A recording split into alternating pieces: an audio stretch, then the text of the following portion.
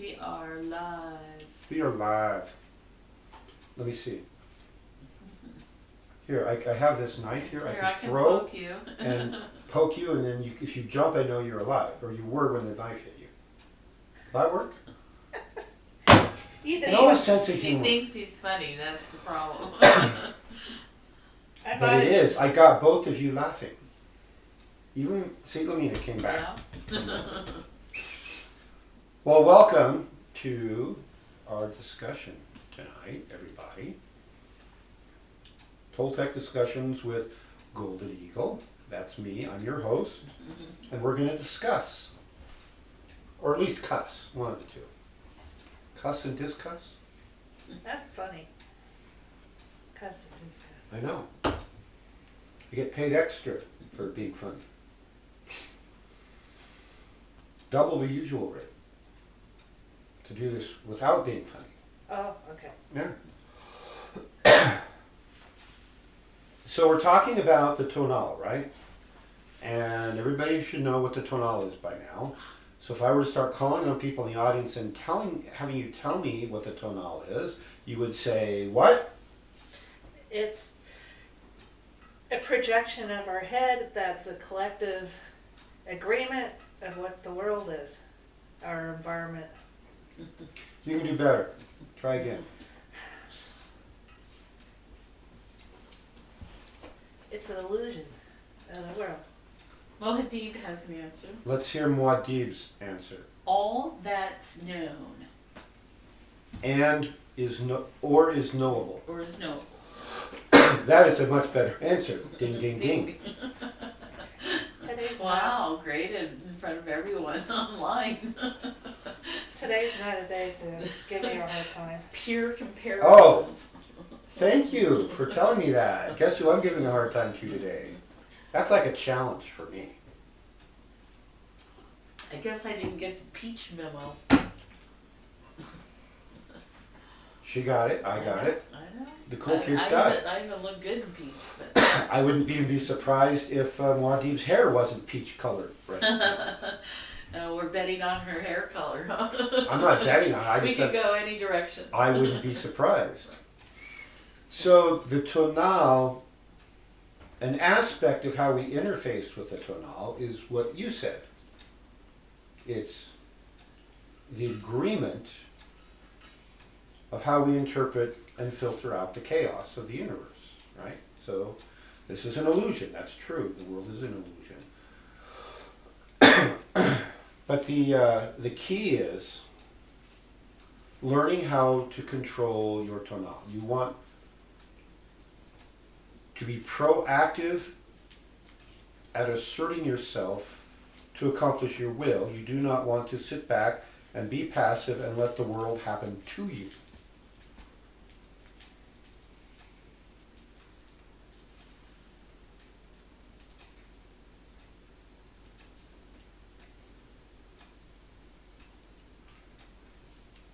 In the olden days,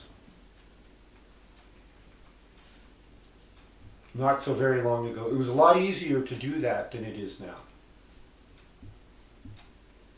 The world is changing quickly, in case you haven't noticed.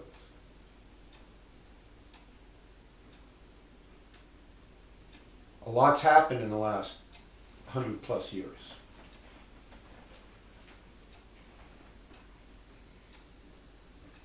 About 110 years ago, plus or minus a couple, I don't remember the exact date, my grandmother traveled across the continent in a covered wagon. She lived to see spaceships landing on them. Mm-hmm. I mean, think about that. One generation, one lifespan. Covered wagon to landing on the moon. That was in 1969. So 79, 89, 99, 09, 19. So 50 years ago. Right? We landed on the moon. Life has gotten a lot more complex since then. New technologies, everything's moving faster. I can use my handheld communication box and I can talk to people on the other side of the world just by punching the right numbers, Yeah. right? And there's no line to the wall. Right. I saw a great meme once that showed two cell phones, like mother and father talking to their baby cell phone, looking at a picture of an old-fashioned phone with a curly Q cord going to the wall. Yes, yes, son, that's right. Our ancestors had tails. I thought that was great. That's funny. Just think of the evolution your grandmother saw on phones. Mm-hmm. Yeah. She was so well read, too. She read voraciously. And she and I liked to play Scrabble. And nobody else would play with her because she would beat them all the time. And I played with her dozens, if not hundreds, of games of Scrabble. I beat her once. I think the last game of Scrabble I played was about 2 days before she passed away. She kicked my rear end. She was the master. She'd hold the key pieces and then she'd put like a Z or a Q on a triple letter and a triple word score, and it's like I went from being like 5 points ahead, and in 2 moves I'd be 50 points behind. It's like, there you go. And those are both hard letters Oh, I to know. figure out a word. She, like I say, after it was probably at least 100 games of Scrabble I played with her over the years. Once I actually beat her. Once. That was it. She's probably cracking up right now. Probably laughing at me. She said, yeah, you see, you kept reading, didn't you? That's probably exactly what she would say. Because she was an influence on me, besides my parents. But the world has changed. Just like it says in The Lord of the Rings, right? Very first line of the very first Lord of the Rings movie. It's a line that in the book was said by Treebeard, but in the movie they gave it to Galadriel. She narrates the introduction. And it's beautiful done. I mean, Kate Blanchett was wonderful in that, right? The very first line of the movie is, "The world has changed." Mm-hmm. The world has changed. Feel it in the water.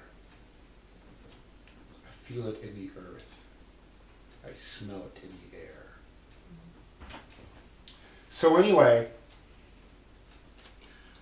the changes are accelerating.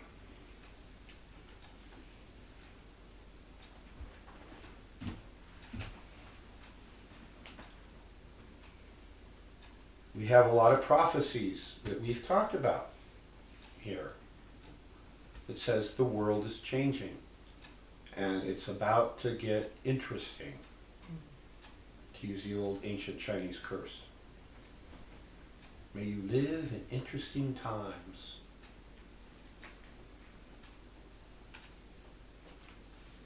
And there's no universal agreement on what that's going to look like. A lot of prophets and seers, both ancient and modern, have described a world of total chaos, total destruction, continents sinking.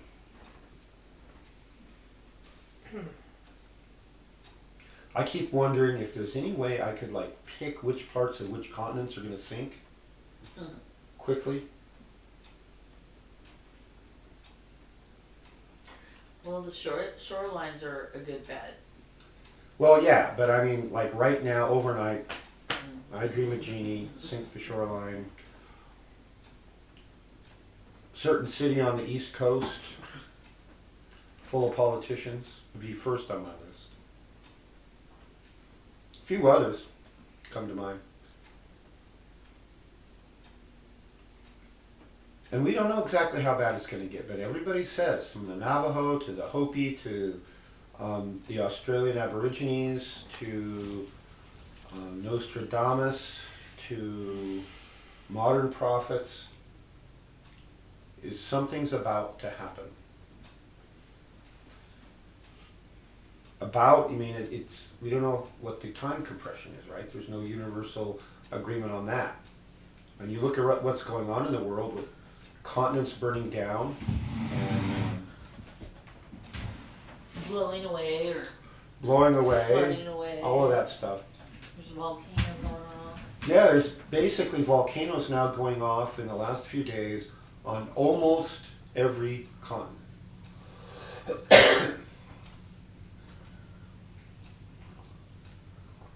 All over. Boom. That should be a sign. Popocatépetl outside Mexico City, down near the Toltec lands. Alaska is going off. Japan has one going off. Philippines. Philippines has a big one going off. Didn't New Zealand just have one not too long ago? They may have, but I'm not talking about just in the last Yeah. 4 or 5 days. Yeah. It's like all over. Boom, boom, boom, boom, boom. I thought last week or something in New Zealand. Maybe.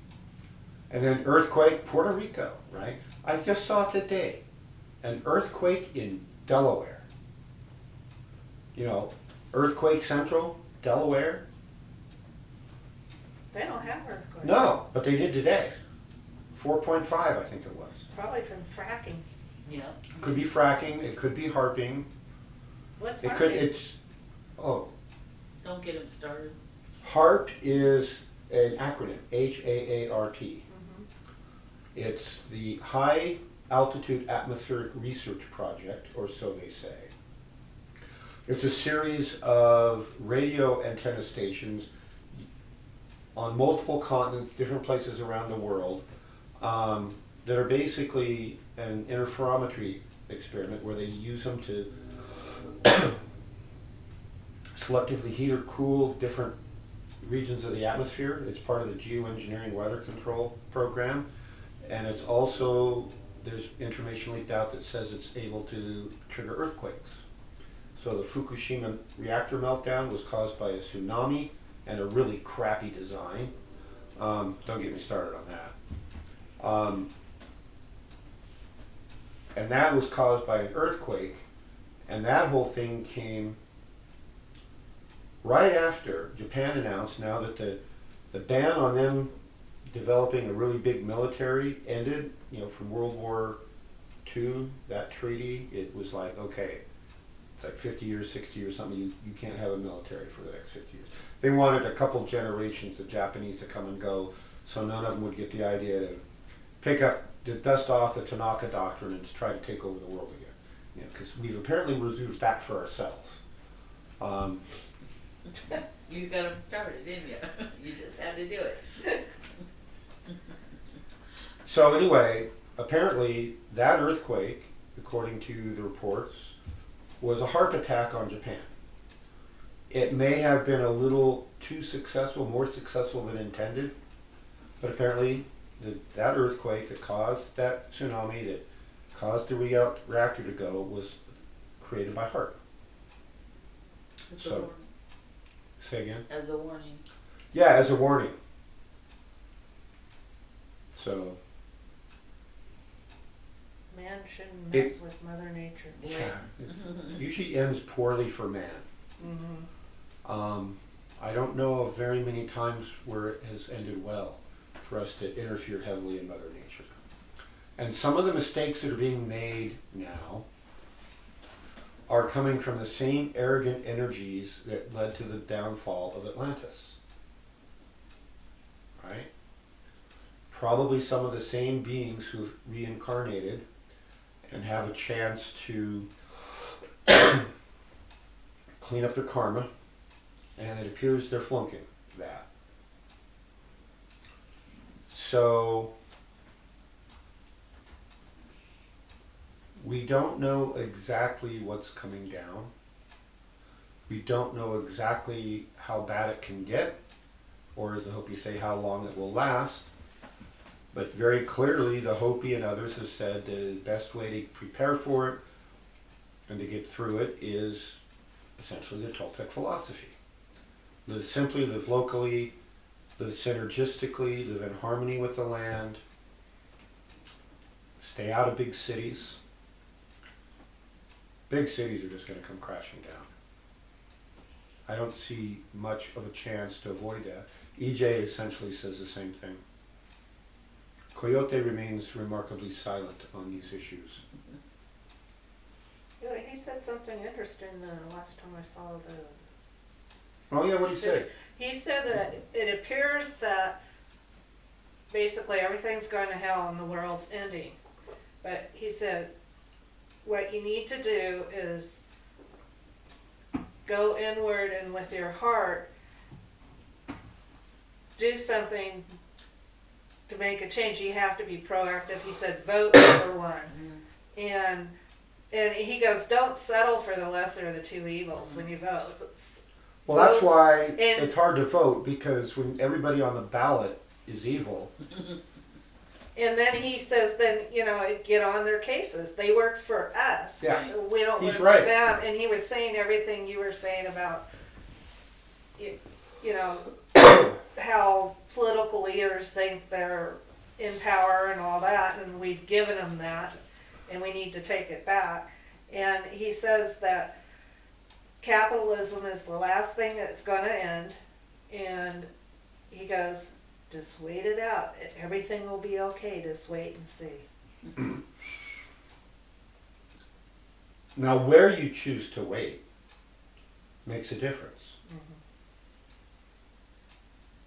I relocated out of the city specifically for this reason. I don't have any reason or desire to go back and live in Los Angeles. Where, I mean the megapolis, the county of Los Angeles. Which really is just one big city. With arbitrary lines drawn on a map. The history of how they got drawn there is irrelevant at this point. So, why am I asking you? Why am I telling you all this? Why am I reiterating something? Some of you have heard some of this. Some of you have heard all of this. And more. So why am I bringing it up? We're trying to master our tonal, right? All this chaos that's coming down is part of the tonal. So we have to master this.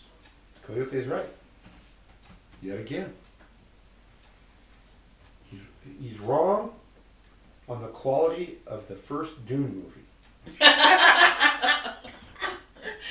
Remember, I'll live that one down. No, that one sucked. Let's have it. Watch 'em suck. 99% of all sci-fi fans who've ever read the novels agree.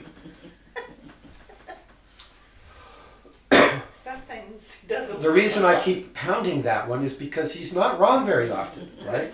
Like, okay, that's one. I gotta hang on to that one. Someday maybe I'll get another. It's like Hi, Coyote. it's like your grandmother, right? Kicked my rear end. You know, I was college graduate, or at least I was in college when she passed away. And I'm off there studying and reading, and she still kicks my rear end. So, in a few years, we don't know what the world will look like. It might be very post-apocalyptic, like Mad Max movies, right? You ever saw the Mad Max movies back in the day? Yeah. Mel Gibson, right? Thunderdome. Well, that was the second. And I think I what was that, the third? Well, there was a return to Thunderdome, wasn't there, or something? That was, Thunderdome, I think, was the third one. The first one was just called Mad Max. And the society was breaking down, about where we are now. The next one, it was the Road Warrior. And the third one was Thunderdome. And I don't know if they made another one. What about that one that it's on the water? And they're sailing. Waterworld? Waterworld. Yeah. That was Kevin Costner. That wasn't Mel Yeah. Gibson. That was another post-apocalyptic kind of thing. But Mad Max is one a lot of people can see the beginnings of, right? When you look around at our world.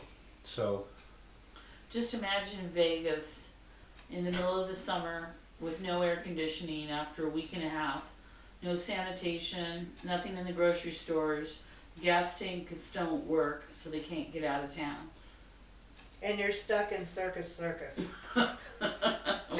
Without any lights. And you can't get out because the doors won't open. oh, I'd get out. Best way to get out of that, Throw a chair. through don't the be window. there. Yeah. No, pull out your 45 and blow the hole in the door. I mean, come on, you got to think logically here. You walk around with a 45 to conceal. Don't you? No.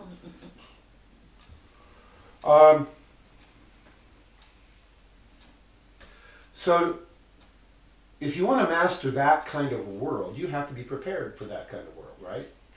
You have to be able to find food, have food stored probably in multiple places. You have to have weapons, you have to have transportation. Can't get gas anymore, you have to produce your own alcohol. Or modify your vehicle to run on water or free energy or something. You have to be willing to defend yourself and your peeps, right? Because in a time like that, there's no law.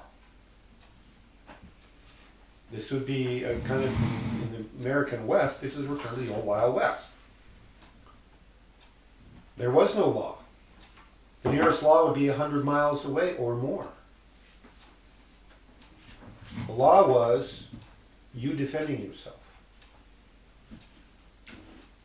Guns, clubs, knives, bows and arrows, dynamite sticks, whatever.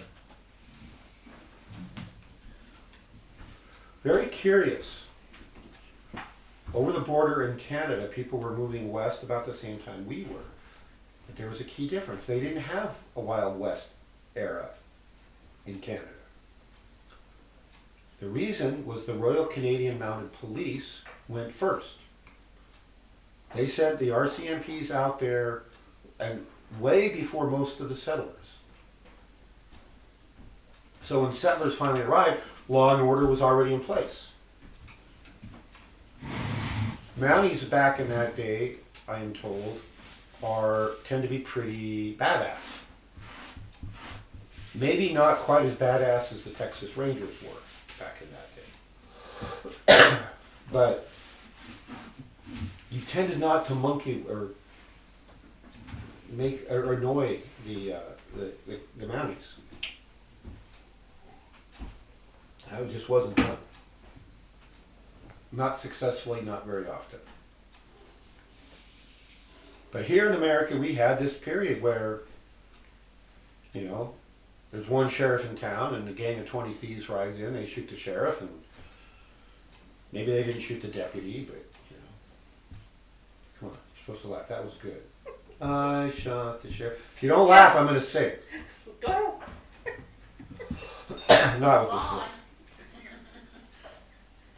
Laugh, damn it.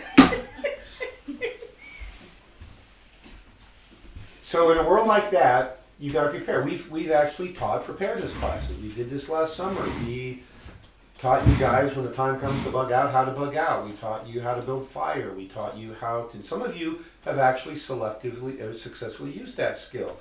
Good on you, Muad'Dib. Who's online? Let's see if we can make fun of anybody online. Hold on.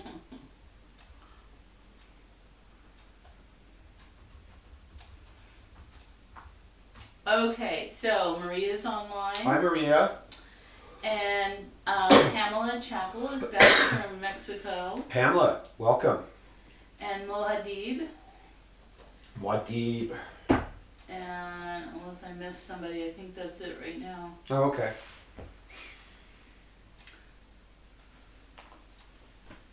Yeah. Okay. Well, welcome, everyone. Can't really make fun of anybody yet. Make some more comments, people, so I can get a good laugh out of this.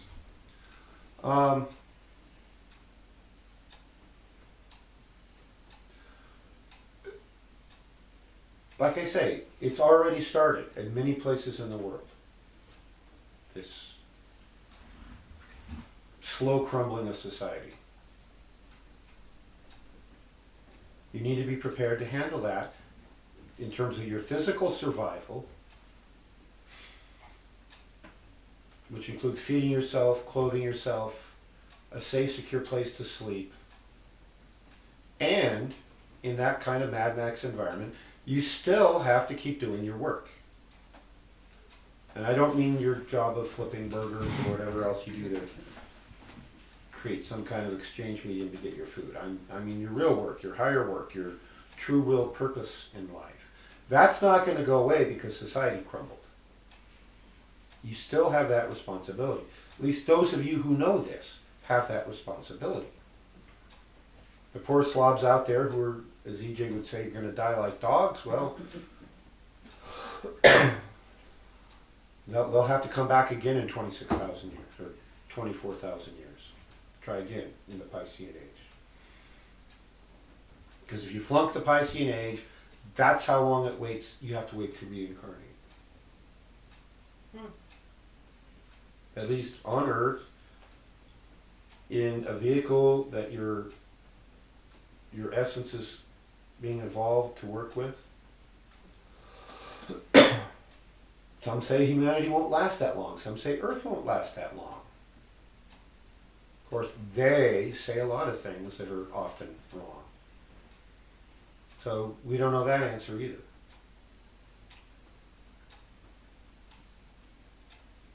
So what that should tell you is if Mad Max times are coming, and you need to A, get prepared for that, and B, keep doing your work, there's a certain level you want to attain to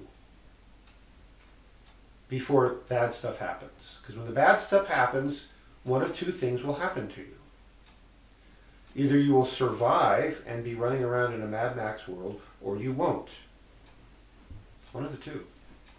There are no other options.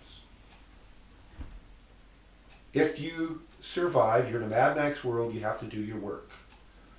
So you have a lot of resources available to you right now that will not exist in a Mad Max world in 5 or 10 years.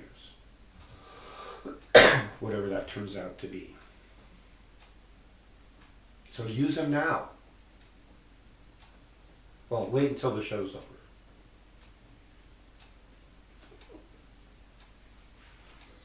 If you don't survive the next 5 to 10 years, and if you fall victim to your biological machine falls victim to one of these cataclysms or an evildoer,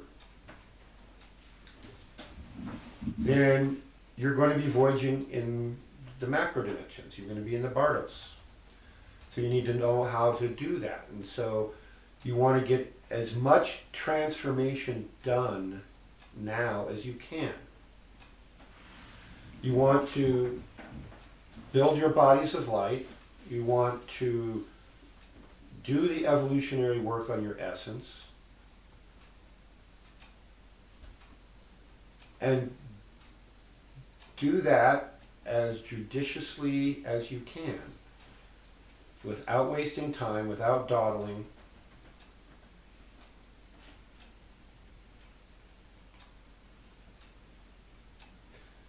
I would say we're not in panic mode yet, but you should be in a mode where you give up things if they are interesting, if they aren't also important.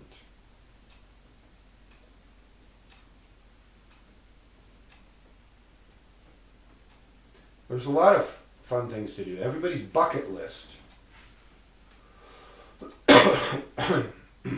is pretty much full of interesting things. You know, I see Facebook friends, a lot of them.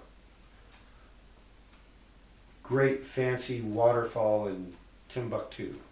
Well, maybe not Timbuktu. Timbuktu is a desert city. I don't know if they have waterfalls there. But someplace far away, other side of, I've just got to go there and see that. That's on my bucket list. Most of those would fall into the category of interesting, but unless there's another reason driving you to that location, part of your true will work in the world, then that falls into interesting but irrelevant category. Important and relevant is on one side, and everything else falls by the wayside. It's not important. It's time to purge those activities out of your life.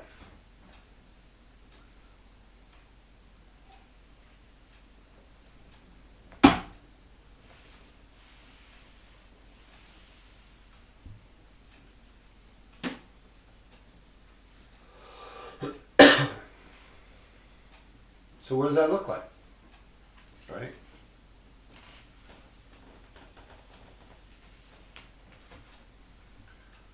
On a day-to-day basis, well, we'll get to that in a minute, but you've been shown a lot, right? And some of you are my longtime students. Some of you are relative newcomers. Some of you who are watching this, I don't know who all watches it. We get anywhere from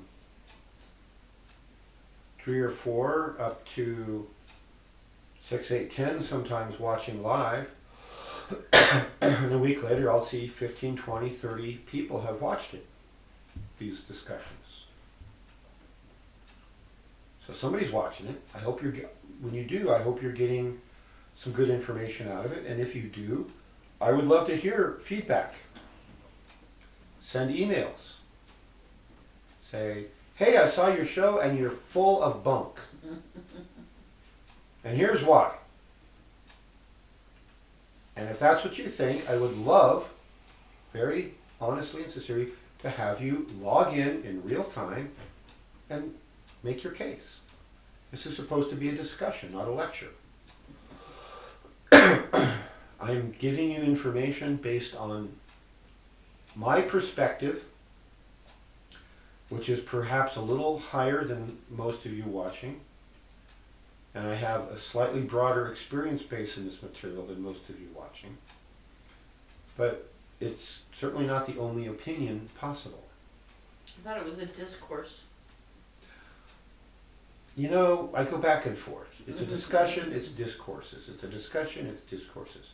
At some point, I'm going to be putting some of my teachings into a series of books or essays into a book. And those are going to be the Golden Eagle discourses. Those are formulated. Well, how about if it's a discourse that's open for discussion? Sure. I welcome discussion and I welcome disagreement. I welcome questions, real questions, well thought out with a real intent behind it. I welcome those questions. So whether you're watching live, whether you come on later, send me an email. Log in live next time. So the two big things that I hope you grasp from this short conversation and everything else I've taught over the years is that right now is the time, number one, for a sense of urgency.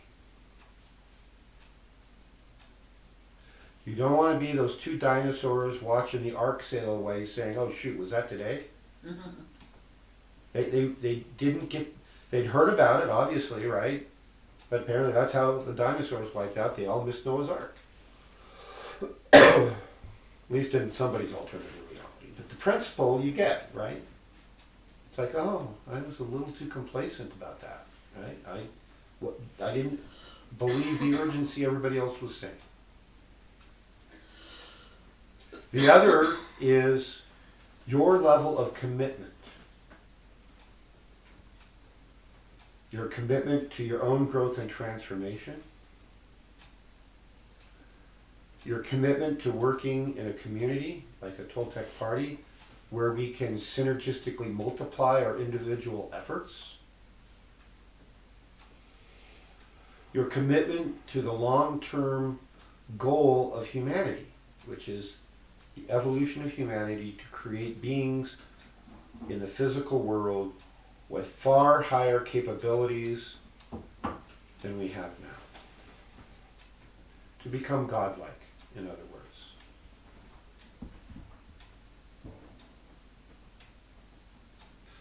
So you commented and laughed on my little joke picture cartoon I sent out with the notices today. Ham and egg breakfasts. What's the difference between the chicken and the pig? The chicken is involved, but the pig is committed.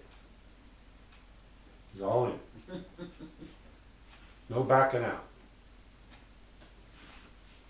We're all going to be food for something in the end. So make sure you're committed to your process of growth and transformation. Make sure you're committed, if you're going to join the Toltec path, that you're committed to being a Toltec and doing the work that's required of this path. This can't be something you dabble in. If you're still on the edge, you're still thinking you're going to dabble for a while and then decided to commit, it's too late. Either you're in or you're out, right? You have to commit. You know, if Mad Max happens in 2 years, are you ready? You know, click, start the stopwatch running. Holy crum almighty. We've got stuff to do, right? Commitment and urgency. That's a shift you have to make internally. I can't make it for you. No one can. Now is a really good time. Well, right after the show is a really good time to start.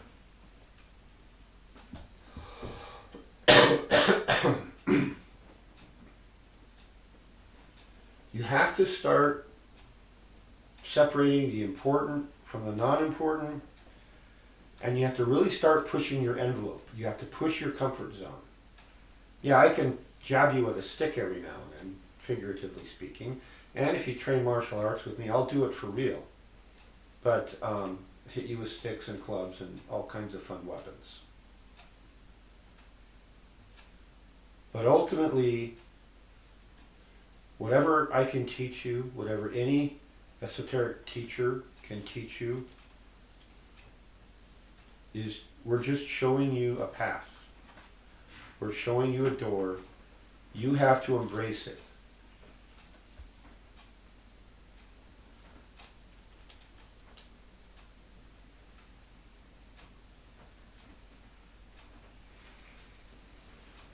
So push your envelope.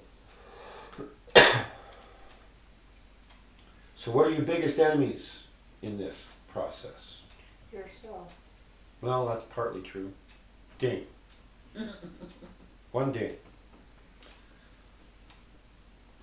Apathy. Yeah. And your culture. Culture. Ding, ding, ding. Society. That's one of the three I had in mind. She's told my answer. Okay, ding, ding. But you were too apathetic. You didn't get it out in time. Well, you shifted to apathy before I got to say my question. Ding! You have a question? Or not question, my answer. She gets a ding. So you should have just jumped and said, culture, culture. Well, after last week's lecture, I think you both should have been, ooh, teacher. Culture, culture.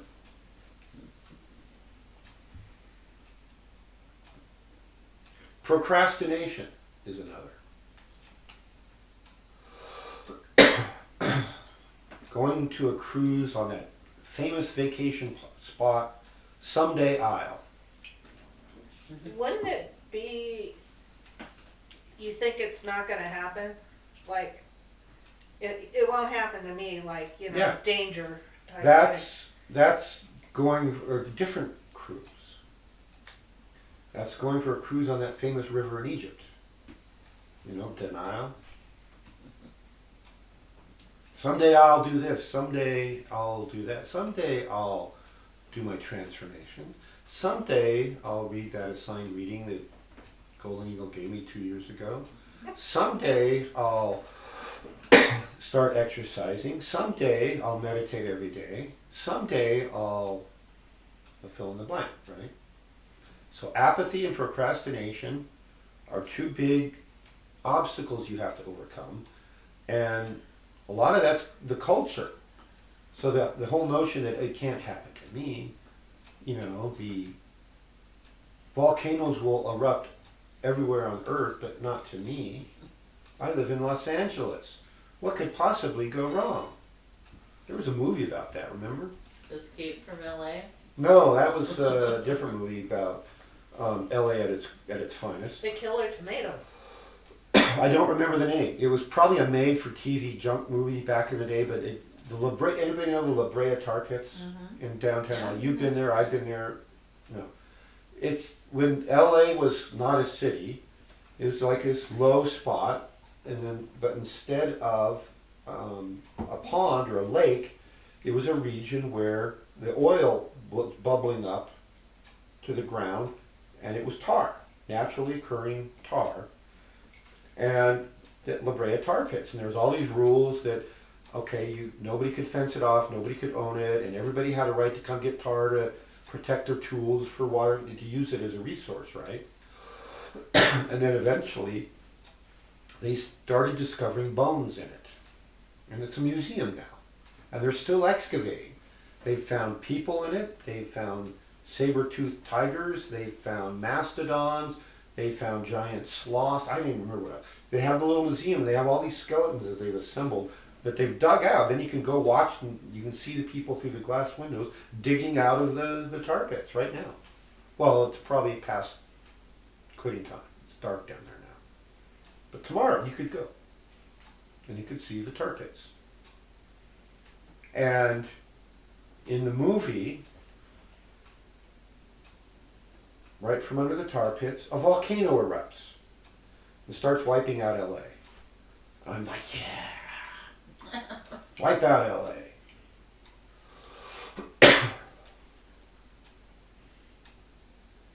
That's one of the regions where the earthquake happens and continents fall away. I'm not going to lose any sleep over LA. Sorry, LA. I've been telling all my friends in LA for 10 years, make like a hockey player and get the puck out of there. I guess Coyote's place would go. Well, he's 100 miles or so, almost 100 miles east. Okay. He's at a higher elevation.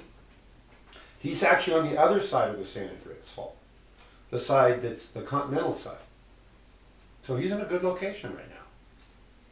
Unless they do one of those rift fault things and the whole continent opens up more and then everything within 10 or 20 miles on each side falls in. I don't know. But anyway,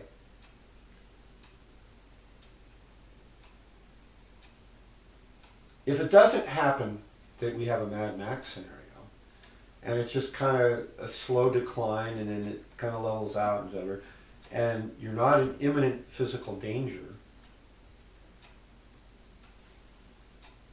hear that? Mm-hmm. Tick, Right. tick, tick. The clock is ticking. These biological machines we're in wear out after somewhere between, or they're designed to wear out right now with current limitations, between 120 and 150 years. That's supposed to be the average age is in there. So 135 plus or minus 15 is like the two standard deviations of average, right? That's what we're, right now, biologists say, yep. Cell division, it's supposed to last this long. But it's not. We've got radiation going on, we've got pollution going on, we've got chemicals going on, we've got altered food going on. Don't even think about it, cat. Mina? Yeah, there's more where that came from. She's really scared. Yeah, I can tell.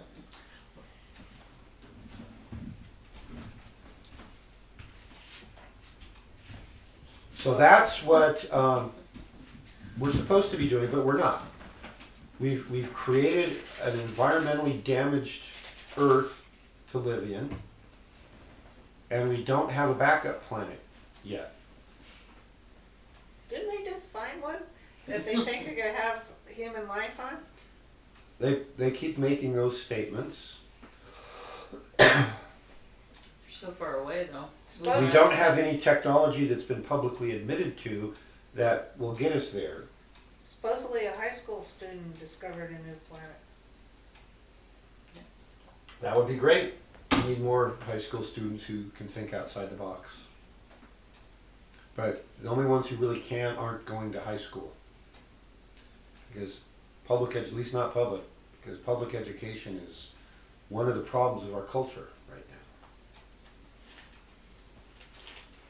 Go read the education section of my Heal Your Life book to see the problems with education.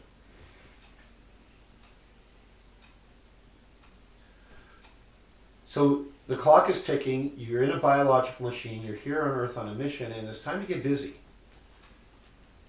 You have a choice to make. Do you believe that or not? If you believe it, get busy. If you don't believe it, see you next incarnation. Maybe. I don't plan on being here for your next incarnation.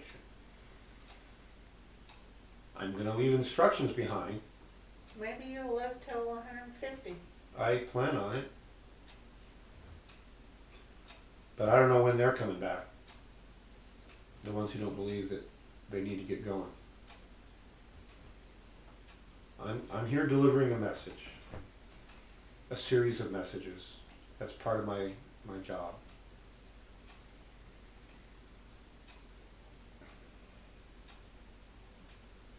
So to do something about it, there's a lot of material you actually have to work with.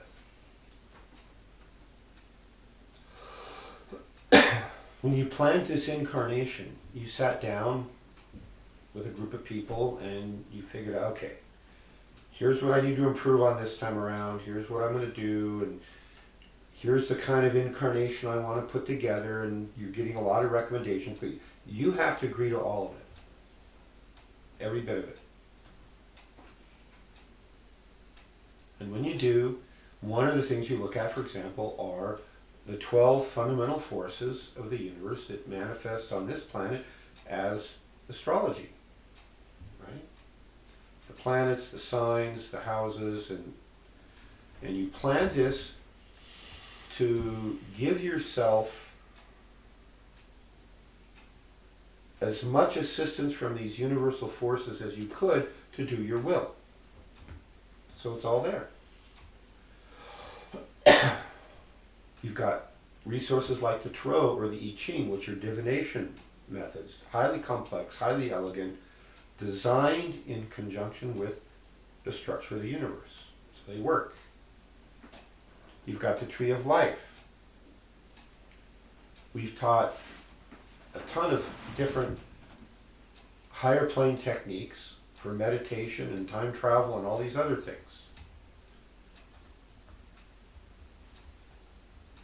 You have a host of historical references and resources like mythology and the ancient histories. There are ancient systems still in existence today that initiate you into the work, the higher work, and the forces and the knowledge that those can bring. Your job is to become a truly integrated, holistic person that's on autopilot, self-propelled like a missile to do your will. You have all these resources.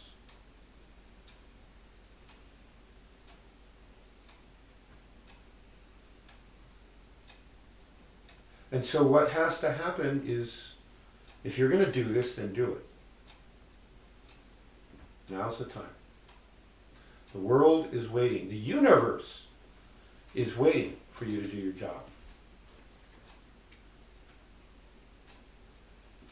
Very core, fundamental part of all that is you have to develop the ability to think for yourself, and you have to develop the ability to discern truth from lies.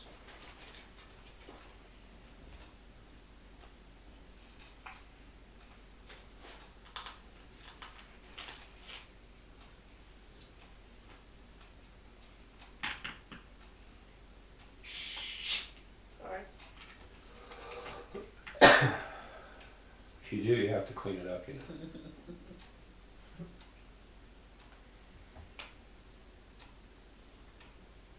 So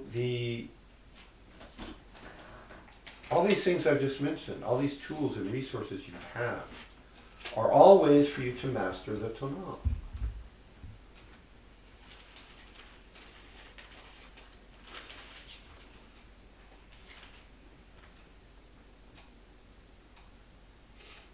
The best results come from you working on yourself and working in a group with other people who are also doing that and moving in the same direction together.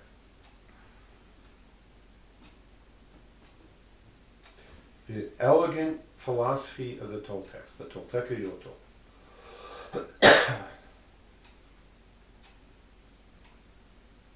is a formula for how to create a society where everybody can do their work, their true will. Part of the true will of humanity is very long term. It's the evolution, as I've mentioned a couple times recently. We're evolving our physical forms, we're evolving our essences to bring the fullness of the higher plane power down into physical beings.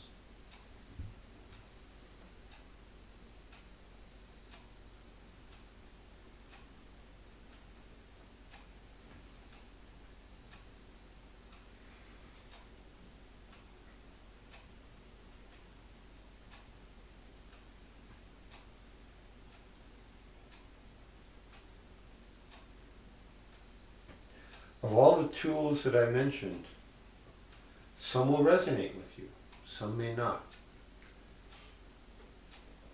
Those of you who've been following me a while, you're at a point where you need to be on this self-guidance I'm mentioning, and you need to be doing it. You need to be laying out your personal practice, whatever it's going to involve.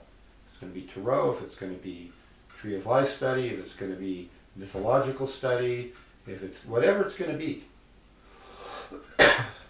Work of the American Book of the Dead to help people in transition, preparing yourself and others to navigate the macro dimensions.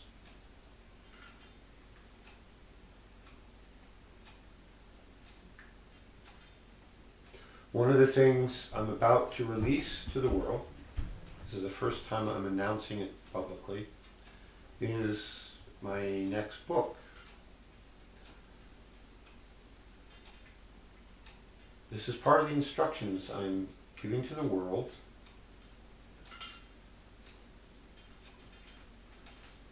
And hopefully it will survive whatever goes on. Somebody will reach into the ashes of a library and go, ooh, look at this. They'll pick it up and go, huh, the Handbook for the Recently Incarnated, which is the name of the book. We need to create a time capsule. Mm-hmm. Yeah. So what this book is, and I'll be putting out an announcement sometime this month on an offer to pre-purchase the book.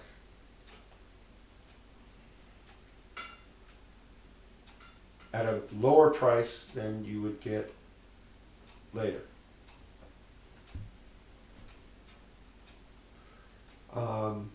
The Handbook for the Recently Incarnated. This is instructions that everybody needs to get when they're young.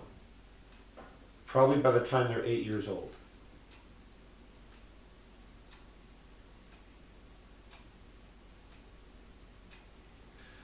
A lot of it has to do with the instructions I really wish somebody had told me about 50, 55 years ago.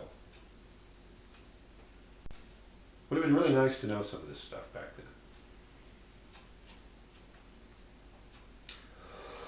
then. Question. Well, it's not really a question, but Parrot magazine, that free newspaper, it would be good to get that in there. Hadn't thought about that. I have to find out how much you charge for ads. And the person running it's really nice. I like her. I forget her name. So, the Handbook for the Recently Incarnated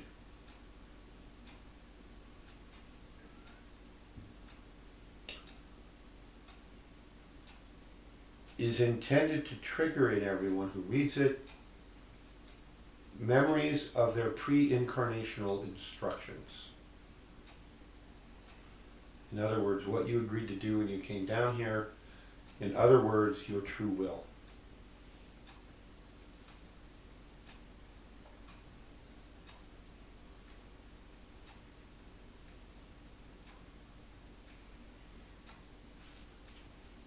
So within the next week or two, the only thing really left is the cover. So I'm working on the cover of the book right now.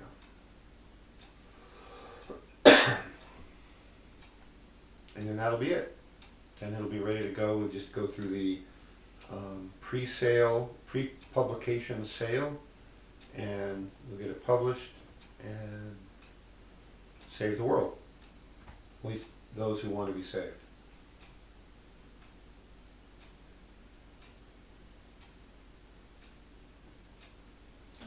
So before my voice completely goes, are there any questions? Just want to let you know that Dennis is online with us. Hello, Dennis. Good sir. And Melody and the boys are with us. Ah, Melody and the boys. Hi, boys. Hi, Stellinator. Hi, Squirminator. So, I'm giving people a chance to ask questions. What about my lovely studio audience? Any questions here?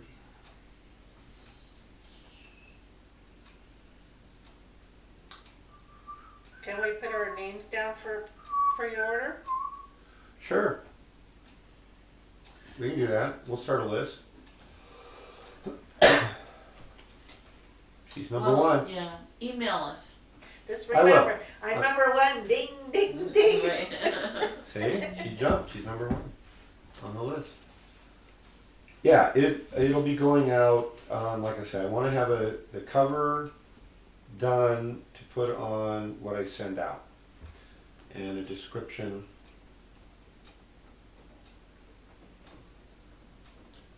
And so that'll go out before the end of the month, probably within a week. I'm gonna shoot for a week. By next week, I hope to have it out. Congratulations. Oh, thank you. It was really weird, you know, I used this invocational writing technique that we use and teach. And I sat down to write something completely different and this came out. Mm-hmm. It's pretty good. Yeah, she's read it, she proofread it. Well, she's a mom, so there you go. I don't know how that makes me a good critic of books, but Well, you're the consort to the shaman, that makes you a good critic. Oh, she's more than that. You wrote what? Yep. Are you sure you want to say that? Yep. Okay. Well, she has great inputs when she edits my work. Oh, wait. So anyway, if there's no more questions, those of you who tuned in a little late, I apologize. My voice is going tonight, so I'm going to end it here. One last call for questions. Okay. Thank you for tuning in. Those of you who watch later, hi Coyote. That movie really did suck. All right, let's go offline.